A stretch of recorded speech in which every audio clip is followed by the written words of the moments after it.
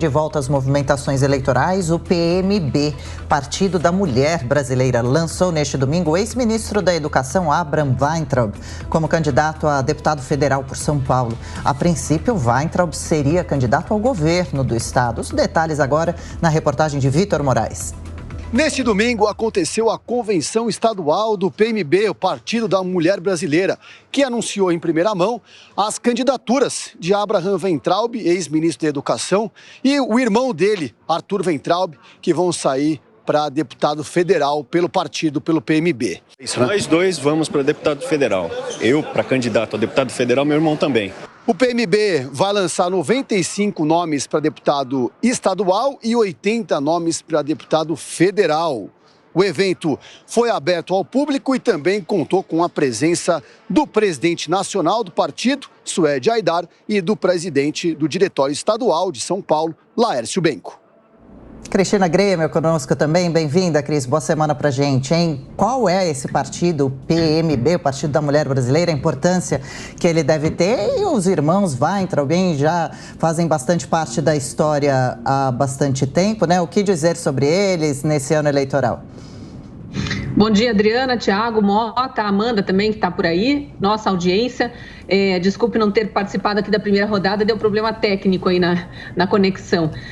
O PMN é um partido absolutamente desconhecido. É tão desconhecido, Adriana, que você começou a fazer a pergunta e eu pensei aqui cá comigo, o que eu falo desse partido? Não tem representatividade absolutamente nenhuma. Agora, óbvio que o nome dos irmãos Weintraub é conhecido já da população brasileira, inclusive até pelas polêmicas em que eles se envolveram na saída do governo, especialmente, foram leais ao presidente enquanto estavam no governo e naquele período em que estavam, digamos assim, exilados nos Estados Unidos, porque eles saíram para não sofrer perseguições políticas aqui. Então foram exercer suas funções de origem, os dois têm um currículo brilhante anterior à entrada para a política e seguiram tocando a vida à frente de bancos, organismos financeiros internacionais nos Estados Unidos por um tempo. O problema é que quando eles voltaram, eles entraram em rota de confronto direto com o presidente Bolsonaro e o eleitorado do presidente Bolsonaro, que eu imagino que poderia ser o eleitorado deles, criou aquele imaginário de traição, como já ficou atrelado aos outros ministros que saíram, Mandetta, Sérgio Moro, enfim, que saem atirando para tudo que é lado. Eu acho que para deputado federal, obviamente, tem mais chance se ele fosse, especificamente o ex-ministro da Educação, Abraham Weintraub, se fosse concorrer ao governo, teria uma batalha duríssima com um outro ex-ministro do governo Bolsonaro, Tarcísio, que teve muito mais projeção e não se envolveu em polêmica nenhuma durante o governo. Então, eu acho que ele testou ali a pré-candidatura e achou que era mais conveniente se candidatar à Câmara Federal. E a Câmara Federal precisa de renovação, então eu acho que ele tem os dois, né? Tem um eleitorado cativo, tem chances de ser eleitos e a composição provavelmente foi melhor também para o próprio partido. O PMN vai ter alguma projeção se conseguir eleger, quem sabe na próxima disputa presidencial ou não, a gente esteja falando mais de PMN aqui. Eu só queria fazer uma observação rápida em relação ao assunto da rodada anterior que eu não pude participar, que foi a desistência de Bivar para disputar a presidência. Para mim, isso era um mero balão de ensaio. Eu, como eleitora, só me surpreendi dele já sair meio que anunciando apoio a Lula, o que deixou o ex-ministro Sérgio Moro em uma saia justíssima, porque, vamos lembrar, Sérgio Moro ainda tem um capital de credibilidade junto à população brasileira pelo trabalho como juiz, especificamente, como juiz. Mas veja bem como é que está a situação do ex-juiz Sérgio Moro, que agora pelo menos é pré-candidato ao Senado, até onde eu saiba, aqui pelo Paraná. Ele ontem esteve circulando na Feira do Largo da Ordem, aqui em Curitiba, que é o nosso centro histórico, que é um lugar extremamente movimentado, estava um dia lindo, é um ponto turístico importante de Curitiba, onde tem os principais artesãos da cidade, a população também passeia por lá, e eu tive informações de amigos que viram Sérgio Moro circulando pela feirinha do Largo da Ordem, que absolutamente ninguém parava sequer para conversar com o ex-juiz e com o ex-ministro, quiçá para tirar foto. Para não dizer que ninguém, um ou outro, fazia isso, mas uma situação absolutamente constrangedora. Então, eu desconfio que até para Senado, Sérgio Moro vai ter dificuldade aqui por conta de agora ter sido traído, agora ele é o traído pelo Luciano Bivar. Roberto Mota falando sobre Abraham Weintraub, ele desistiu da possibilidade de concorrer ao governo aqui de São Paulo, vai tentar uma vaga na Câmara, ele se envolveu em algumas polêmicas ainda no Ministério, depois deixou a pasta e acabou sendo um crítico do próprio presidente da República, não é? Exato, eu acho que a Cristina fez um bom resumo da situação. O Abraham e o Arthur são duas pessoas muito preparadas, com uma trajetória impressionante na iniciativa privada antes de entrarem para a política, mas a política é um terreno minado, cada dia é uma batalha de vida ou morte, cada dia tem 10 cascas de banana esperando as pessoas. Não basta você ser preparado, não basta ter boas intenções, é preciso ter um tipo de percepção especial para o ambiente, é preciso entender como é que os movimentos acontecem.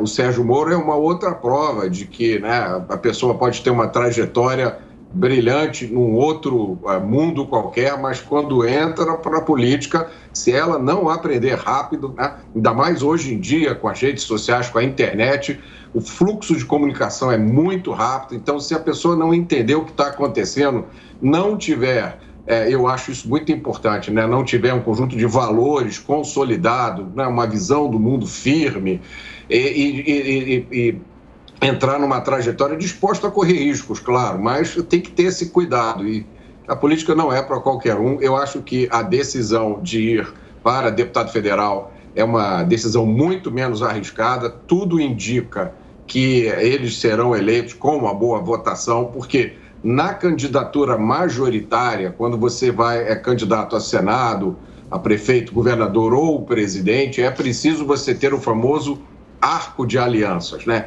É preciso que você tenha muita gente concordando com você, gostando de você. Já numa candidatura proporcional para deputado ou vereador, por exemplo, basta você ter sucesso, basta você ser bem recebido em um determinado segmento e a sua eleição é praticamente garantida. Amanda, o partido PMB é novo, pode ser promissor. O Abraham Weintraub a gente até que conheceu bastante durante o governo e a saída do governo Bolsonaro.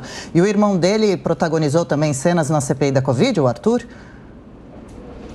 Sim, eu acho que a gente tem que lembrar sempre do Abraham Weintraub como aquela figura que protagonizou aquela cena vexatória na reunião ministerial de 11 de abril, que depois foi divulgada aí, a mando do ex-ministro do Superior Tribunal Federal, Celso de Mello, em que ele xingou os ministros do STF e dizia que o lugar deles era na cadeia.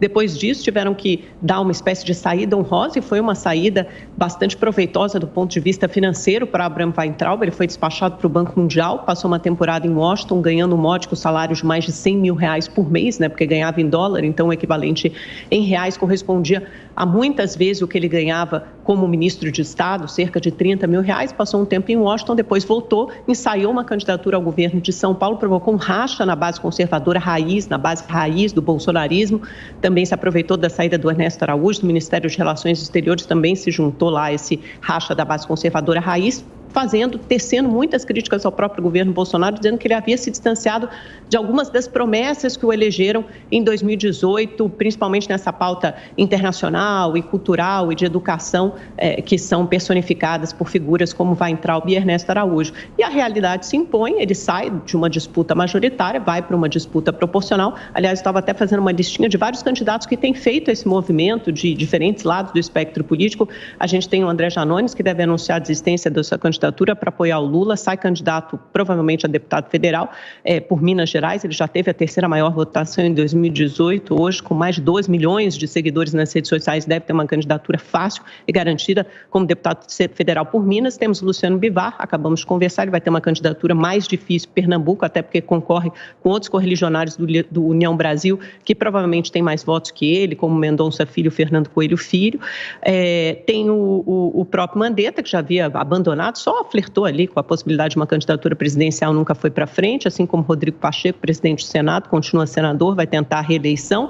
Dória saiu totalmente do páreo e da vida pública e política por enquanto, imagino que em algum momento ele tente voltar, e o Eduardo Leite, que desistiu da contenda presidencial para focar, foi lançado como candidato ao governo pelo PSDB no Rio Grande do Sul. Então, esses são só alguns dos nomes que ousaram participar aí de uma disputa majoritária, seja para presidente da República ou outro cargo, depois acabaram desistindo, porque é isso, né? A realidade se impõe, você vê ali quais são as suas reais chances e acaba focando numa disputa em que você tenha mais oportunidade de vencer.